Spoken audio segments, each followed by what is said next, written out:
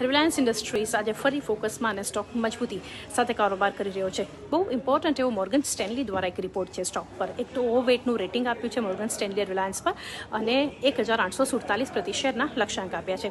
Morgan Stanley માની રહ્યા છે કે છેલ્લા 30 વર્ષમાં કંપની તેના ચોથા મોનેટાઇઝેશન સાયકલમાં છે. 30 વર્ષમાં આગળ જોઈએ તો સાથે જ કંપની અલગ અલગ સેગમેન્ટ્સમાં તેના $80 બિલિયન રોકાણને મોનેટાઇઝ પણ કરી રહી છે અને આવનારા સમય માટે કંપની અત્યારથી તૈયાર છે ઇન્વેસ્ટમેન્ટ કરી રહી છે ઇન્ડસ્ટ્રીઝમાં, અલગ અલગ ઇન્ડસ્ટ્રીઝમાં. એ પણ ઘણું મહત્વનું છે. અને એઆઈ બેઝડ પર અગર જોઈએ તો એઆઈ રોકાણના અંડરરાઇટિંગથી નેટ અસેટ વેલ્યુમાં વધારો પણ અહીંયાથી એક થવો જોઈએ. એ પણ મોર્ગન સ્ટેનલી માની રહ્યું છે.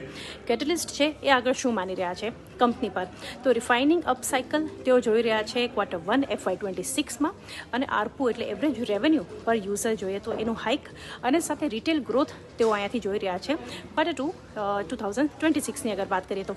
આ ઉપરાંત ત્રીજા ત્રિમાસિકની વાત કરીએ 2026ના તો ન્યૂ એનર્જી સાથે જ ડિજિટલ વર્ટિકલના જે આઈપીઓની વાત ચાલી રહી છે એના રેમ્પઅપ પણ આગળ આપણને જોવા મળશે.